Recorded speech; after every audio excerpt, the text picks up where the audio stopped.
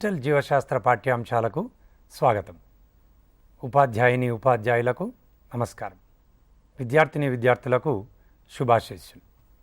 ఈరోజు మనం 9వ తరగతి జీవశాస్త్రంలోని అంశాలను పరిశీలిద్దాం. 9వ తరగతి జీవశాస్త్రం పలు ప్రత్యేకతలను కలిగి ఉంది అని చెప్పవచ్చు. ఇందులో సరళ అంశాల నుండి సంక్లిష్ట అంశాలు ఒక క్రమానుగత రీతిలో చేర్చబడ్డాయి. ఇందులో కణాలు కలిసి ఏర్పరిచే కణజాలాలు, కణజాలాలు కలిసి ఏర్పరిచే కణజాలాల వ్యవస్థలు, వాటి ద్వారా ఏర్పడే అవయవాలు కలిసి ఏర్పరిచే అవయవ వ్యవస్థలు, వాటి నుండి ఏర్పడే జీవి దేహం, జీవులలో రకాలు, వైవిధ్యం, వాటి వర్గీకరణ, జీవులలో ఉండే పలు రకాలైన అంశాలు, వాటిని పర్యావరణంతో కలిపి అధ్యయనం చేస్తాం. ఈ రకంగా ప్రత్యేకత కలిగిన అంశాలన్నీ ఒక క్రమమైన పద్ధతిలో అమర్చబడి ఉన్నాయి. పిల్లలు, ఈరోజు మనం జీవులలో పదార్థాల చలనం లేదా కదలిక, వ్యాపనం అంశాలను చర్చిద్దాం. పిల్లలు, జీవులు వేటితో నిర్మించబడ్డాయి? కణాలతో కదా. మరి ఈ కణాలనే మనం జీవికి నిర్మాణాత్మక, క్రియాత్మక ప్రమాణం అని వ్యవహరిస్తాం. ఈ విషయాన్ని కణ సిద్ధాంతం ద్వారా స్లీడన్ మరియు ష్వాన్లు తెలియజేశారు. కణ సిద్ధాంతంలో జీవులు కణాలచే ఏర్పడతాయని, జీవ ఉత్పన్నాలు కూడా కణాలచే నిర్మితమై ఉంటాయని తెలిపారు. దీనితో పాటుగా జీవుల్లో ఏర్పడి ఉన్న కణాలన్నీ అంతకుముందున్న పూర్వపు కణాల నుండే ఏర్పడ్డాయి అనే విషయం మనకు అవగతమవుతుంది. కణ సిద్ధాంతం ద్వారా స్లీడెన్ ష్వాన్లు జీవులన్నీ కణాలతో నిర్మితమై ఉంటాయని, వాటి ఉత్పన్నాలు కూడా కణాలతోనే ఏర్పడి ఉంటాయని తెలియజేశారు. కానీ ఇందులో కణ విభజన అంశాలను చేర్చడం జరగలేదు. రుడాల్ఫ్ విర్కోవ్ కణ పరంపరిక సిద్ధాంతాన్ని ప్రతిపాదించిన తర్వాత కణ విభజనకు సంబంధించిన అంశాలు కూడా చేర్చడం జరిగిందని చెప్పుకోవచ్చు. రుడాల్ఫ్ విర్కోవ్ యొక్క కణ పరంపరిక సిద్ధాంతం ఏ విషయాలను తెలుపుతుంది? కణాలన్నీ అంతకుముందున్న పూర్వపు కణాల నుండి ఏర్పడతాయి అనే విషయాన్ని తెలుపుతుంది. ఇందులో కణ విభజన అనే అంశం అత్యంత ప్రాధాన్యత కలిగిన అంశంగా మనం చెప్పుకోవచ్చు. ఎందుకనగా జీవులు ఒకే ఒక కణంతో తమ జీవితాన్ని ప్రారంభిస్తాయి. కానీ అవి కణ విభజన ద్వారా అనేక కణాలను ఏర్పరచుకుంటాయి. ఉదాహరణకు మానవుడినే తీసుకుంటే సుమారుగా కోట్ల కణాలను కలిగి ఉన్న మానవుడు కణ విభజన ద్వారానే ఈ కణాలన్నింటినీ ఏర్పరచుకోగలిగాడు. ఆ కణాలే అవయవాలుగా, అవయవ వ్యవస్థలుగా జీవి దేహాన్ని ఏర్పరచగలిగాయి. కాబట్టి కణ సిద్ధాంతం కేవలం కణాలు జీవులను ఏర్పరుస్తాయి అనేదే కాకుండా జీవులలో ఏర్పడి ఉన్న కొత్త కణాలన్నీ కణ విభజన ద్వారానే ఏర్పడడం జరిగిందనే అంశాన్ని తెలియజేస్తుంది. కాబట్టి ఆధునిక కణ సిద్ధాంతం స్లీడెన్ ష్వాన్లు ప్రతిపాదించిన అంశానికి రుడాల్ఫ్ విర్కోవ్ ప్రతిపాదించిన అంశాన్ని కూడా జోడించి పూర్తి కావించబడిందని చెప్పుకోవచ్చు. పిల్లలు, కణాలు అనేక జీవక్రియలు నిర్వహిస్తాయనే విషయం మనకు తెలిసిందే కదా. ఈ జీవక్రియల నిర్వహణకు అనేక పదార్థాలు అవసరమవుతాయి. మరి ఈ పదార్థాలను కణం ఎలా పొందుతుంది? ఈ పదార్థాలు ఒక ప్రాంతం నుంచి మరొక ప్రాంతానికి చలిస్తాయి. పదార్థాల కదలికలు అమీబా, యూగ్లీనా, పారమీషియం, క్లామిడోమోనాస్ వంటి ఏకకణ జీవుల్లో అయినా, మానవుడు, మొక్కలు, జంతువులు వంటి బహుకణ జీవుల్లో అయినా తప్పనిసరిగా జరగాల్సిందే. ఈ పదార్థాల కదలికలు అనేక జీవక్రియలలో పాల్గొని జీవి యొక్క అభివృద్ధి, పెరుగుదల, ప్రత్యుత్పత్తి వంటి అంశాలలో తోడ్పడతాయి. ఈ పదార్థాల కదలికలు ముఖ్యంగా మనం 3 రకాలుగా గమనించవచ్చు. అవి ద్రవాభిసరణ, వ్యాపనం, నిపానం. వ్యాపనాన్నే విసరణ అని కూడా అంటాం.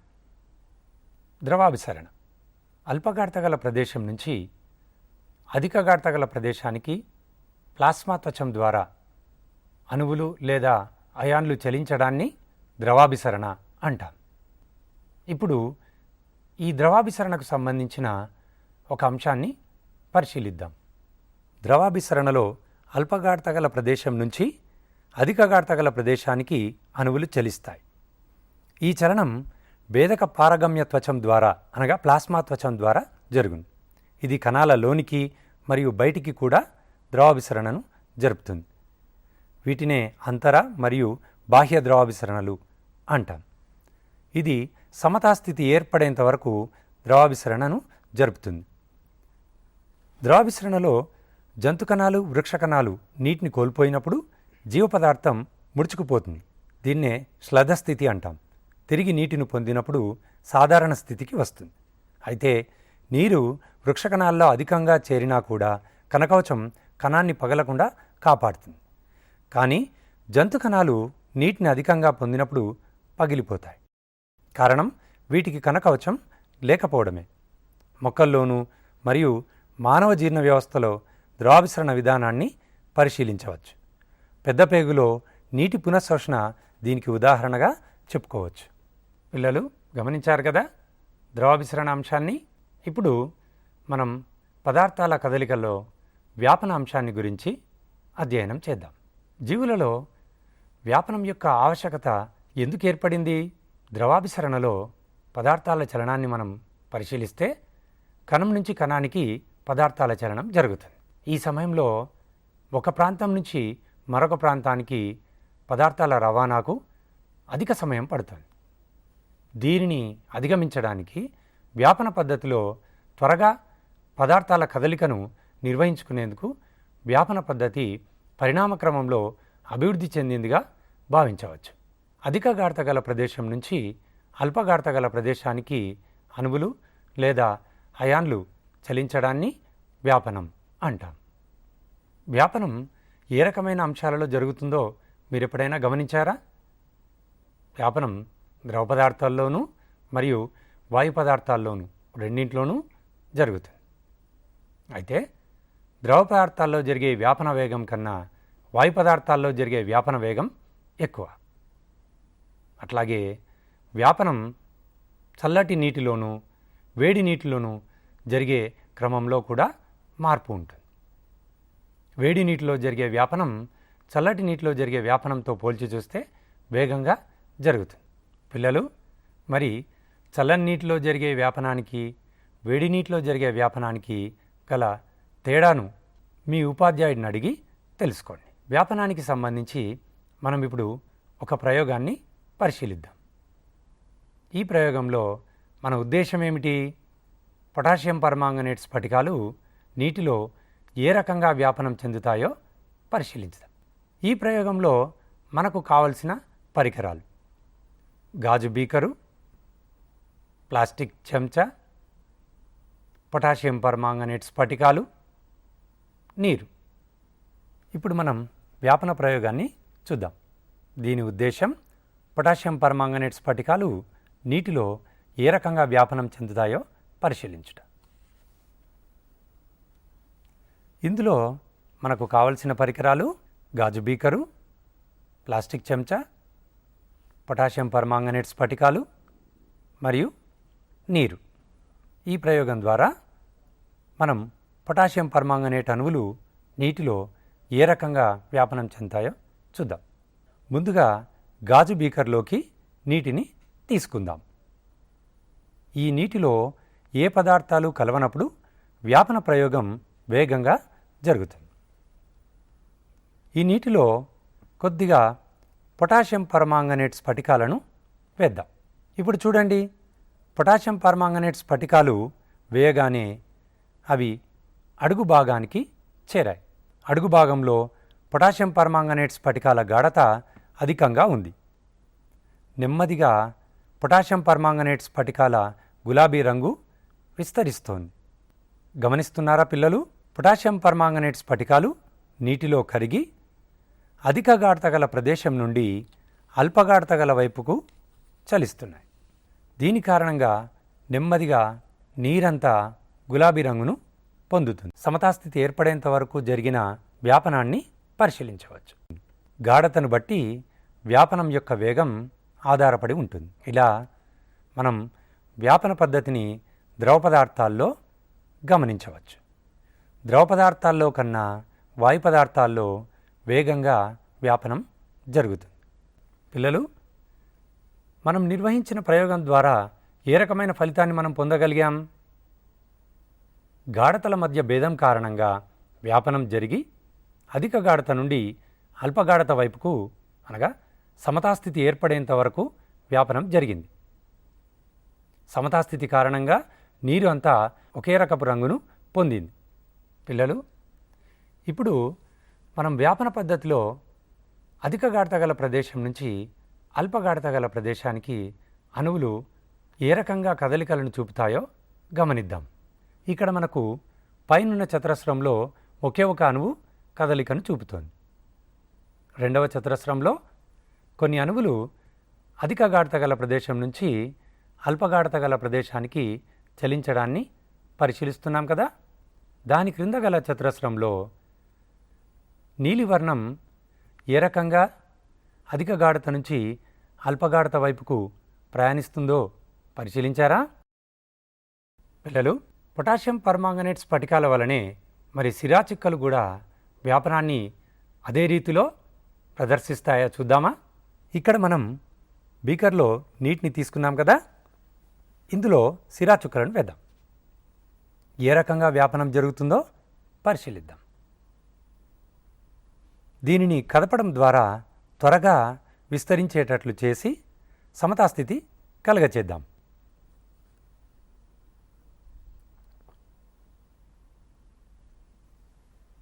చూస్తున్నారా పిల్లలు? సమతాస్థితి ఏర్పడింది కదా.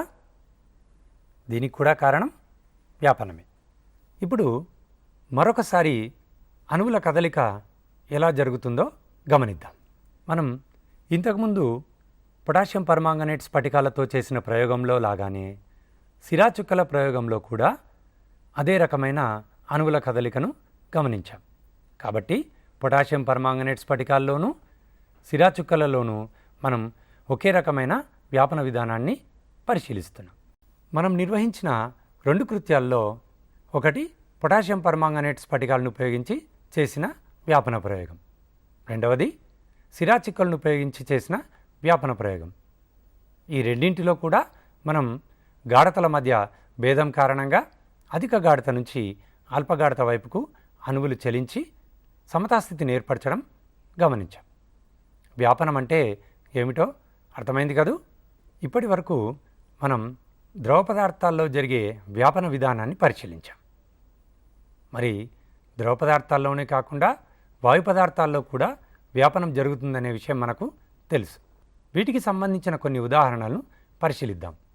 వాయు పదార్థాల్లో వ్యాపనం ఎక్కడ జరుగుతుందో చూద్దామా?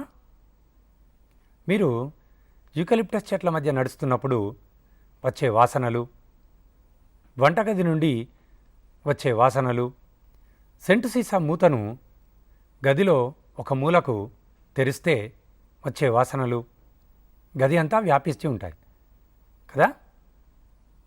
ఇవన్నీ వాయు పదార్థాల్లో జరిగే వ్యాపనాలకు ఉదాహరణలు. అదే కాకుండా అగరబత్తుల వాసన కూడా వ్యాపనానికి ఒక ఉదాహరణగా చెప్పుకోవచ్చు. మరి జీవులలో వ్యాపనం ఎక్కడ జరుగుతుందో పరిశీలిద్దాం. మొక్కలను ఉదాహరణగా తీసుకొని చూస్తే మొక్కలలో బాష్పోత్సేకము, వాయు వినిమయం రెండు వ్యాపనానికి ఉదాహరణలు. బాష్పోత్సేకంలో మొక్క దేహంలో ఉన్న నీరు అధిక గాఢతలో ఉండి అల్పగాఢత గల బాహ్య వాతావరణంలోకి చలిస్తుంది. ఇది వ్యాపనానికి ఉదాహరణే. ఇదే కాకుండా మొక్కల్లో పత్రరంధ్రాల ద్వారా జరిగే వాయు వినిమయం కూడా వ్యాపనానికి ఒక ఉదాహరణ. పత్రరంధ్రాల ద్వారా కిరణజన్య సంయోగ క్రియ జరుగుతున్నప్పుడు కణాలలో కార్బన్ డయాక్సైడ్ యొక్క గాఢత తక్కువగా ఉన్నప్పుడు, బయటి వాతావరణంలో అధికంగా ఉన్నప్పుడు, అధిక గాఢత నుండి అనగా బాహ్య వాతావరణం నుండి పత్రరంధ్రాల ద్వారా అల్పగాఢత గల ప్రదేశానికి చలిస్తుంది. ఇదే కాకుండా శ్వాసక్రియలో ఏర్పడిన కార్బన్ డయాక్సైడ్ కణాలలో అధిక గాఢతకు చేరడం వలన వాతావరణంలో ఉన్న కార్బన్ డయాక్సైడ్ యొక్క అల్పగాఢత కారణంగా ఇది వ్యాపన పద్ధతిలోనే పత్రరంధ్రాల ద్వారా బయటికి చెలిస్తుంది. ఇదే కాకుండా మానవుల్లో గమనిస్తే మానవులలో ఆహార పదార్థాల శోషణలోనూ ఊపిరితిత్తుల ద్వారా జరిగే వాయు వినిమయంలోనూ వ్యాపన పద్ధతినే గమనిస్తాం. మానవుల్లో జరిగే వ్యాపన అంశాలను పరిశీలిస్తే జీర్ణ వ్యవస్థలో ఆహార పదార్థాలు జీర్ణమై రక్తంలోకి శోషణ చెందించబడడం కూడా వ్యాపనానికి ఉదాహరణ. మరి ఊపిరితిత్తుల్లో వాయువుల వినిమయం ఎలా జరుగుతుందో తెలుసా? ఊపిరితిత్తుల ద్వారా జరిగే వాయు వినిమయాన్ని గమనిస్తే మనం తీసుకున్న గాలిలో ఆక్సిజన్ గాఢత అధికంగా ఉంటుంది. వాయుగోనుల్లో నుంచి రక్తకేశ నాళికలోను ఆక్సిజన్ చేరినప్పుడు అక్కడ అల్పగాఢత ఉన్నట్లుగా మనం గమనించవచ్చు. అనగా అధిక గాఢత నుంచి అల్పగాఢతకు ఆక్సిజన్ ప్రవేశించింది. అట్లాగే ఈ ఆక్సిజన్ రక్తనాళాల ద్వారా రక్తం నుండి కణాలకు చేరి కణాలలో శ్వాసక్రియకు గురై కార్బన్ డయాక్సైడ్ను ఏర్పరుస్తుంది.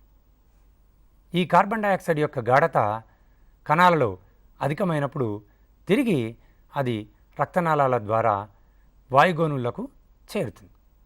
అంటే వాయుగోనుల్లోనూ బయటి వాతావరణంలోనూ కార్బన్ డయాక్సైడ్ యొక్క గాఢత తక్కువగా ఉన్నట్లే. కాబట్టి ఇక్కడ కూడా అధిక గాఢత నుంచి అల్పగాఢతకు రవాణా జరిగింది. పిల్లలు, మొక్కలు మానవుల్లో గమనించినట్లుగానే మనం వ్యాపన పద్ధతిని ఏకకణ జీవులైన అమీబా వంటి వాటిలో కూడా చూడగలుగుతాం.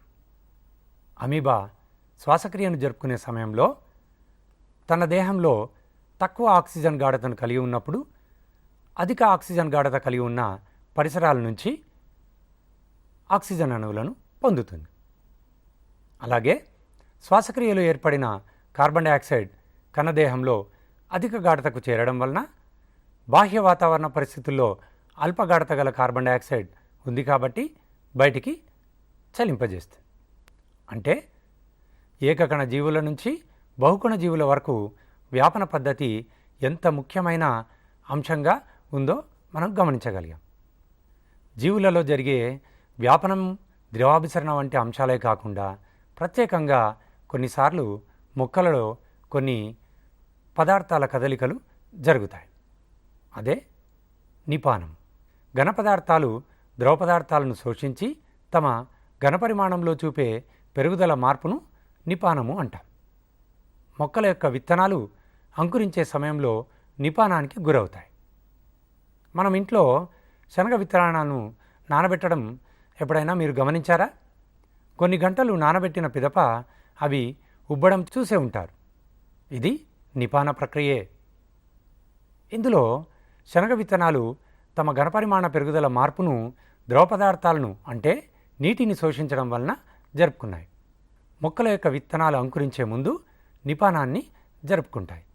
తద్వారా సులభంగా అంకురించడానికి వీలు కలుగుతుంది.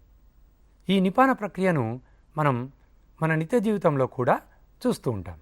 వానాకాలంలో వర్షాలు పడినప్పుడు కిటికీలు, తలుపులు సరిగా పట్టకపోవడాన్ని మీరు గమనించే ఉంటారు. కారణం చెక్కతో తయారైన కిటికీలు, తలుపులు నీటిని పీల్చుకొని ఉబ్బడమే. ఇది కూడా నిపాన ప్రక్రియకు ఉదాహరణ. అంతేకాకుండా మనం పెద్ద పెద్ద రాళ్లను విడగొట్టడం నిపాన ప్రక్రియ ద్వారా జరపడం చూస్తాం. రాళ్ల పగుళ్లలో ఎండినవి పెద్ద పెద్ద చెక్క ముక్కలను ఉంచి వాటిని నీటితో తడిపినప్పుడు అవి రాళ్లను కూడా విడగొడతాయి. ఈ రకంగా నిపాన ప్రక్రియను నిత్య జీవితంలో కూడా ఉపయోగించుకోవడం గమనించవచ్చు. పిల్లలు, ద్రవాభిసరణ, వ్యాపనం లేదా విసరణ, నిపానం మన నిత్య జీవితంలో అనేక సందర్భాల్లో గమనిస్తాం. ఇప్పటి వరకు మనం పదార్థాల కదలిక, వ్యాపనం అధ్యయనంలో చూసిన ముఖ్యాంశాలను పరిశీలిద్దాం. జీవులు కణ నిర్మితాలు. కణాలు జీవులకు నిర్మాణాత్మక, క్రియాత్మక ప్రమాణాలు. కణ సిద్ధాంతం జీవులు కణాలు, వాటి ఉత్పన్నాలచే నిర్మితమని, కొత్త కణాలు పూర్వపు కణాల నుండి ఏర్పడతాయని తెలుపుతుంది. కణాలు అనేక జీవక్రియలను జరుపుతాయి. వీటి నిర్వహణకు అవసరమైన పదార్థాలను వివిధ పద్ధతుల ద్వారా పొందుతాయి. అవి ద్రవాభిసరణ, వ్యాపనం, నిపానం. ద్రవాభిసరణను జీవకణాల మధ్య జరిగే రవాణాలో పరిశీలిస్తాం. వ్యాపనం ద్రవ, వాయు పదార్థాల్లో, జీవులలో శ్వాసక్రియ, శోషణ వంటి సమయాల్లో గమనిస్తాం. నిపానం విత్తన అంకుర సమయంలో చూస్తాం. మనం గమనించిన పదార్థాల కదలిక అంశంలో ఎంత మేరకు మనం అభ్యసనను సాధించామో మూల్యాంకనం ద్వారా తెలుసుకుందాం. మూల్యాంకనంలో జీవులు పదార్థాలను ఏ ఏ పద్ధతుల ద్వారా పొందుతాయి? ద్రవాభిసరణకు, వ్యాపనానికి మధ్య గల తేడాలను పేర్కొనండి. వ్యాపన పద్ధతి ద్రవ, వాయు పదార్థాల్లో జరగడం నిత్య జీవితంలో ఏ సందర్భాల్లో నీవు గమనిస్తావు? ఈ అంశాలను మీ ఉపాధ్యాయుని సమక్షంలో మూల్యాంకనం నిర్వహించి తగు ఫలితాలను పొందండి. పిల్లలు, మరొకసారి మరొక అంశంతో కలుద్దాం. నమస్కారం.